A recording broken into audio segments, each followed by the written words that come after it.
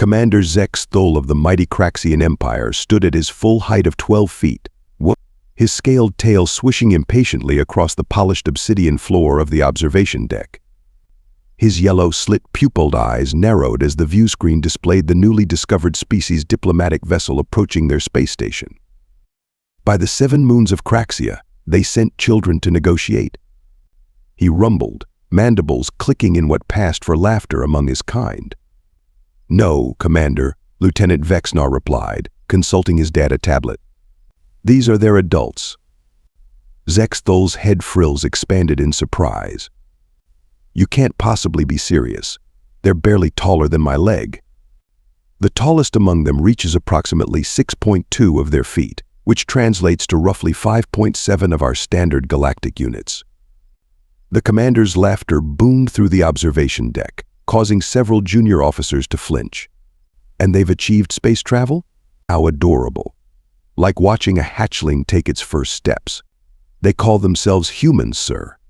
From a planet called Earth." Zex'Thul dismissed the notion with a wave of his clawed hand. "Irrelevant. Plot their homeworld's coordinates. The Supreme Overlord will be amused by these pets. Perhaps we'll keep some in the royal gardens as curiosities after we annex their territories." What a joke, he thought. In the grand game of galactic dominance, size matters. And these humans, he chuckled again, have clearly come up short. Lieutenant Mika Winters of the United Earth Defense Force crouched in the ventilation shaft, suppressing a sneeze as dust tickled her nose. At 5A, she was considered short even by human standards, but right now that was proving to be a tactical advantage. "You'd think," she whispered into her comm, "that a species that builds everything so damn big would occasionally dust their air ducts." "Copy that, Lieutenant," came Commander Takashi's voice. "Just be grateful they build everything to their scale. Their engineering teams would never fit where you are." Mika grinned. One small step for a human, one giant oversight for lizard kind.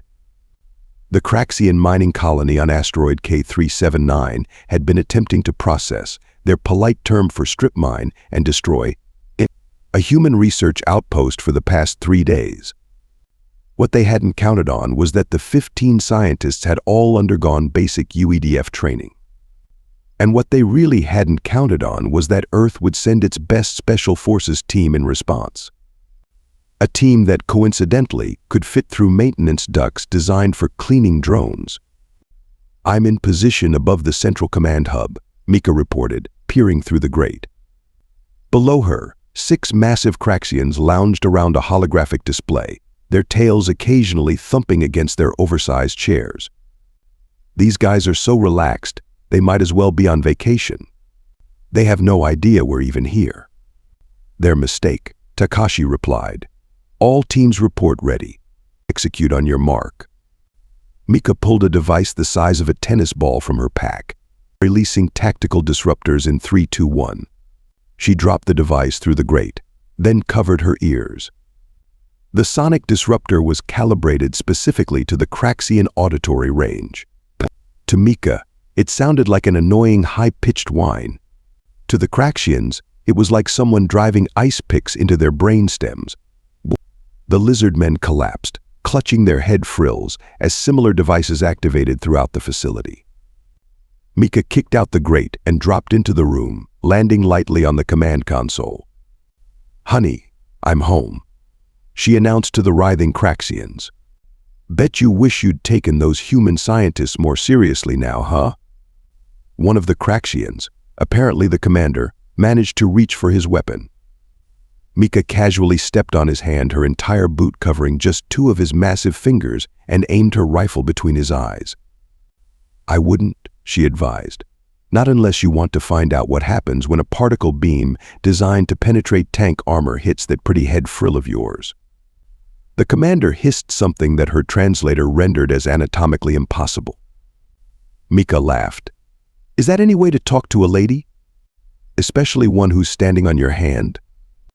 I might take offense and accidentally put my full weight on it.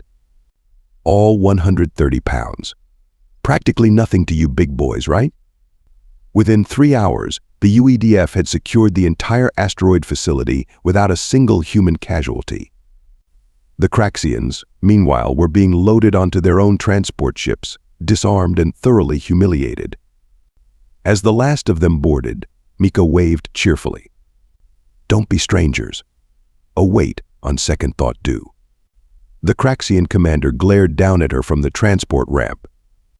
"This isn't over, tiny one. You may have surprised us today, but the Craxian Empire spans 47 star systems. We will return." Mika looked way up and winked. "Looking forward to it, big guy. We'll leave the vents unlocked for you."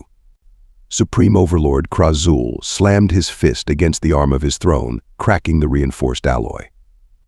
"What do you mean, defeated? By creatures the size of hatchlings." Zex'Thul kept his head low, frills flattened in submission. "The humans employed unconventional tactics, supremacy. They exploited their small stature to infiltrate areas our warriors couldn't access."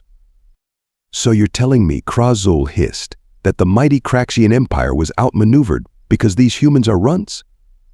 "I would not phrase it that way, but..." Silence. The Supreme Overlord rose to his full 14-foot height. "This is unacceptable. These mammals must be taught their place in the galactic hierarchy." Ambassador Varn Zoth, representative to the Galactic Council, cleared his throat. "Supremacy, perhaps I could raise this matter with the Council. The Vorkonians and Tul Delphi have also reported incidents with these humans. They might welcome a joint response." Craxian's head frills fluttered in thought. "Very well. Secure their cooperation. We will crush these insects together." The Galactic Council chamber was designed to accommodate beings of all sizes, but it clearly favored the larger end of the spectrum. The central speaking podium alone was 20 feet tall, with steps sized for creatures with much longer legs than humans. Ambassador Eliza Chen stood on a hovering platform to reach the microphone, trying to maintain her dignity despite feeling like a child at an adult's table. "Esteemed representatives," she began, "the United Earth Federation comes before you today to formally protest the unprovoked Craxian assault on our research outpost." Ambassador Varn Zoth of the Craxian Empire snorted, a sound like rocks in a garbage disposal. "The outpost was illegally established in territory claimed by the Empire." "Territory you claimed last week," Chen retorted, "after our outpost had been there for 3 years. A mere administrative oversight," Varn Zoth dismissed.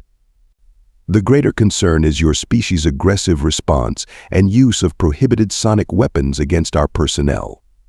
Chen's eyebrows shot up. "Prohibited? There's nothing in the Galactic Accords about sonic disruptors. And as for aggressive, you fired first."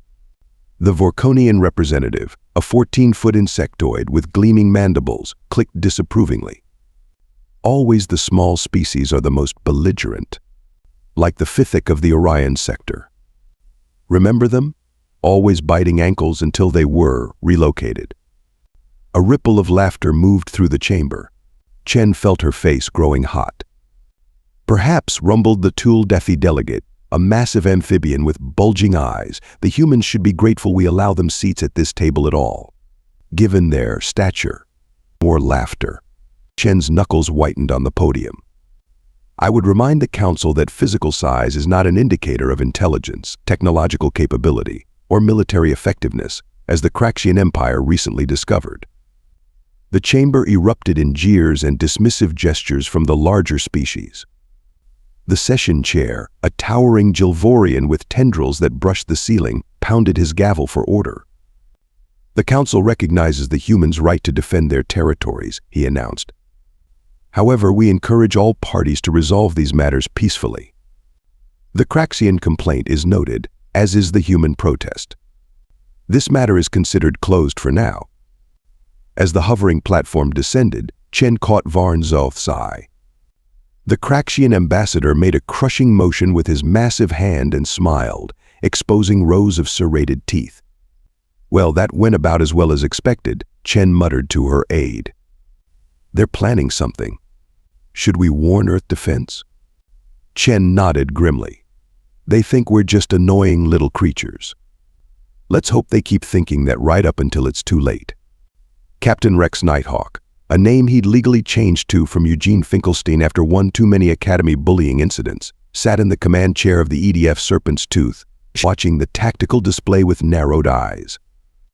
"They've brought friends to the party," he observed as the scanner showed not just Craxian battlecruisers, but also Vorkonian hive ships and the massive bubble-like vessels of the Thule Duffy.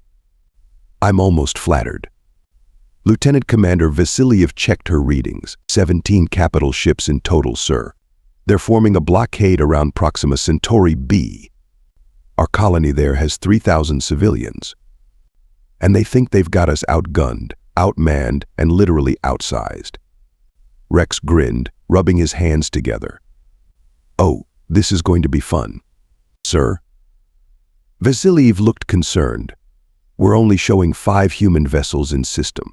Quality over quantity, Commander. Especially when the quantity doesn't expect us to do something completely insane." He hit the fleet-wide comm. "All ships, this is Captain Nighthawk. Activate Operation David versus really big, stupid Goliath." The 5 human ships suddenly accelerated to attack speed, but instead of maintaining formation, they scattered in 5 different directions. "What are they doing?"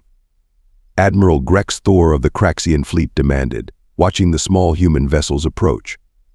"They cannot hope to defeat our combined fleets with such puny ships." "Perhaps they're attempting to flee," Admiral, his tactical officer, suggested. "Flee? Toward us?" Zex'Thul's head frills flared in amusement. "Target the lead vessel and—" The human ships suddenly cut engines and went dark, their momentum carrying them directly toward the alien fleet. "They're powering down? Surrendering already?" Zex'Thul laughed. "Pathetic." His tactical officer looked less certain. "Sir, their trajectory will bring them into direct collision with our fleet in approximately 2 minutes. Let them crash against our shields. It will save us the trouble of destroying them." But the human ships didn't crash. Instead, they threaded through the massive alien vessels with astonishing precision, their smaller size allowing them to navigate gaps in the formation that the larger warships couldn't close in time. "What is the meaning of this?" Zex'Thul bellowed as the Serpent's Tooth skimmed past his command ship, close enough that he could see the human captain on the view screen, giving him what appeared to be a rude hand gesture. And then, as the human ships completed their pass through the alien fleet, Zex'Thul's sensors officer shouted in alarm, "Admiral, they've deployed something. Thousands of small objects dispersed throughout our formation. Destroy them." Zex'Thul ordered. "They're too small to target effectively," and there the officer paused, confused. "They're attaching themselves to our hulls." On the Serpent's Tooth, now safely beyond the alien fleet, Rex watched with satisfaction as the tactical display showed thousands of green dots adhering to enemy vessels. "All boarding teams," he announced, "commence Operation and Farm." The small objects were boarding pods, each containing 4 UEF Marines equipped with cutting tools designed to breach alien hull materials. And, like the Special Forces team on the mining colony, these Marines were selected specifically for their smaller stature, none over 5, allowing them to navigate the ventilation and maintenance systems of the alien ships. What followed was chaos. Across the alien fleet, critical systems began failing. Life support fluctuated. Weapons went offline. Navigation systems reported false readings. And throughout it all, security teams scrambled to locate the human infiltrators who seemed able to disappear into walls and floors at will. "They're in the ventilation systems." A Vorkonian captain chittered in panic. "How do they fit in there?" "They're rewiring our engine controls through maintenance ducts." A Thule Duffy commander croaked.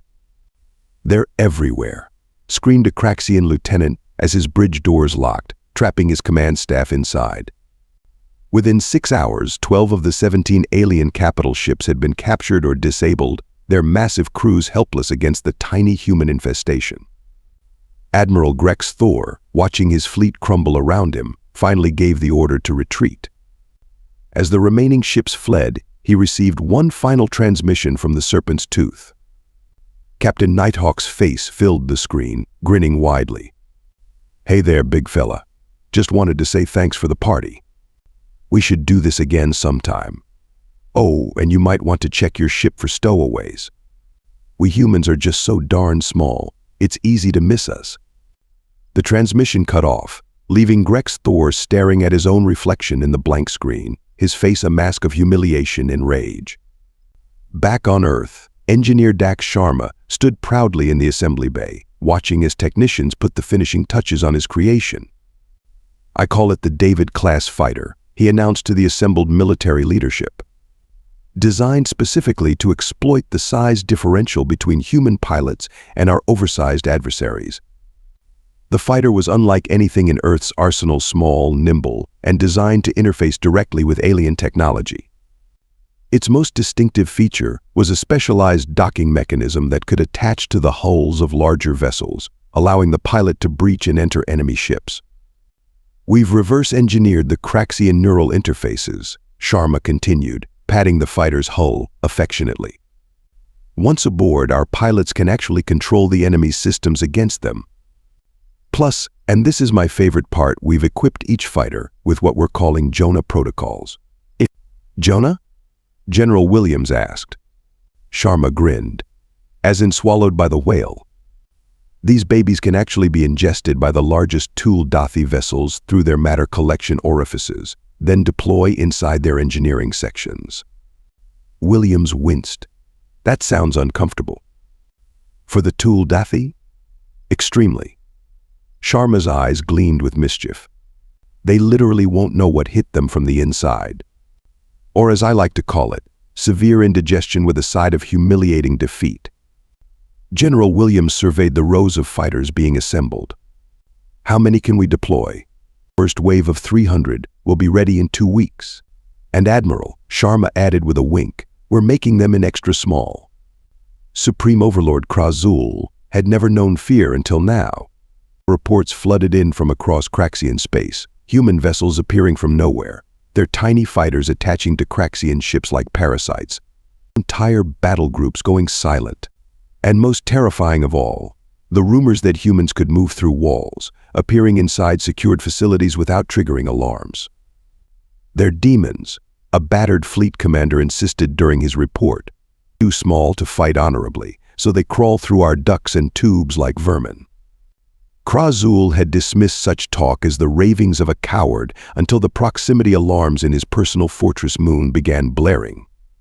What is happening? He demanded of his security chief. Human vessels, supremacy, came the shaky reply. Dozens of them, approaching from inside the moon's mining tunnels. Impossible. Those tunnels are barely wide enough for maintenance drones. The tunnels are 30 Craxian feet in diameter, supremacy. Exactly. Nothing could navigate. Zex'Thul paused as realization dawned. 30 feet is more than enough for human vessels, yes. The Supreme Overlord felt his scales prickle with dread.